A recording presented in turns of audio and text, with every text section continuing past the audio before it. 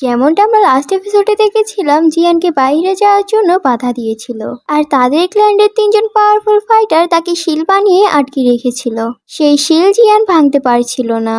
আর তখনই সেখানে আইসেমপুরা চলে আসে এবং জিয়ানকে সেখান থেকে মুক্ত করে দেয় আর শিলকে ভেঙে দেয়। সেখানে সবাই আইসেমপুরারকে দেখে ভয় পেয়ে যায়। তখন ইয়ান সেকের এল্ডার আইসেমপুরারকে বুঝাতে থাকে আর বলে, তুমি যদি একে সাহায্য করো তাহলে আমাদের সাথে তোমার যা সম্পর্ক আছে তা সব ভেঙে যাবে। কিন্তু এই হুমকিয়ে আইসেমপুরার ভয় পায় না। এই জন্য এল্ডার আরো পাওয়ারফুল শিল ক্রিয়েট করে আর সেই 3জন এল্ডার তাদের উপর অ্যাটাক করে। তখনই আইসেমপুরার তাদের 3জনের অ্যাটাককে খুব সহজেই ডিস্ট্রয় করে দিচ্ছিল। তারপর তারা আরো এনার্জি ইউজ করে তাদের উপর অ্যাটাক করে। তখন জিয়ান মনে মনে বলে, আমরা তাদেরকে হারাতে পারবো না। তখন জিয়ান ভাবে আইসেমপুরা তাদের সাথে ফাইট করলে তখন সে সুযোগ বুঝে সেখান থেকে পালিয়ে যাবে। তারপর আইসেমপুরা সেই 3জন ফাইটারকে অ্যাটাক করে এবং জিয়ান সেখান থেকে পালিয়ে যাওয়ার সুযোগ পায়। কিন্তু তখন ইয়ান সেকের এল্ডার আইসেমপুরার সাথে ফাইট করে, কিন্তু সেই এল্ডারের স্পিড অনেক বেশি ছিল।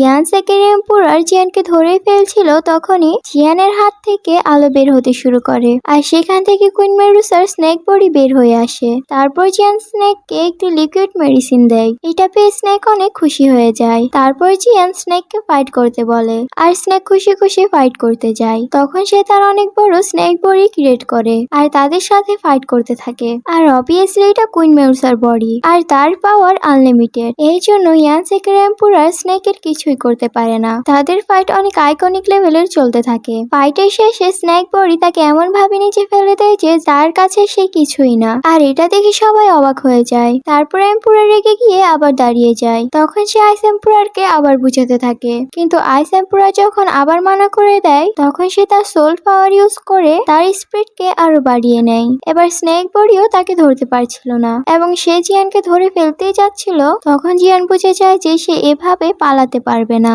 এই জন্য সে তার শক্তিকে একসাথে একত্রিত করে আর যতটুকু সে কাল্টিভেট করে পাওয়ার হাসিল করেছে তার তরবারিতে সে পাওয়ার দিয়ে এম্পুরার উপর অ্যাটাক করে। এই অ্যাটাকের ফলে এম্পুরার মাটিতে গিয়ে ছিটকে পড়ে আর খুব বাজেভাবে আহত হয়ে যায়। তখন সেখানে আশেপাশে সবাই বুঝে যায় এই হারের কারণে ইয়ান সেকের এম্পুরার নিজের কন্ট্রোল হারিয়ে ফেলেছে আর তিনি যে করেই হোক জিয়ানকে মেরে ফেলতে দ্বিধাবোধ করবে না। তখন ইয়ান সেকের এম্পুরার ফাইটারদের জিয়ানকে ধরার জন্য পাঠিয়ে দেয়। সেই ফাইটাররা সবাই একত্রিত হয়ে তাদের সবচেয়ে বড় পাওয়ারফুল ফরমেশন ক্রিয়েট করে, যাতে করে সেই শিল থেকে আইস এম্পুরার আর জিয়ান বের হতে না পারে। তারপর ইয়ান সেকের এম্পুরার আশেপাশে থাকা এনার্জি কালেক্ট করে আর সব এনার্জি একত্র করে জিয়ানের উপর ছাড়ে। তারপর আইস এম্পুরার জিয়ানের সামনে চলে আসে এবং শিল তৈরি করে জিয়ানকে বাঁচানোর চেষ্টা করে। তুমি এই ছেলের জন্য তোমার জীবন বিপদে ফেলা উচিত নয়। কিন্তু আইস এম্পুরার ওগুলো কিছুই মনে করে না এবং দুইজনের পাওয়ার তাদেরকে পিছনে সরিয়ে দেয়। তারপর সেখানে অনেক বড় ব্লাস্ট হয় আর এই ব্লাস্টের জন্য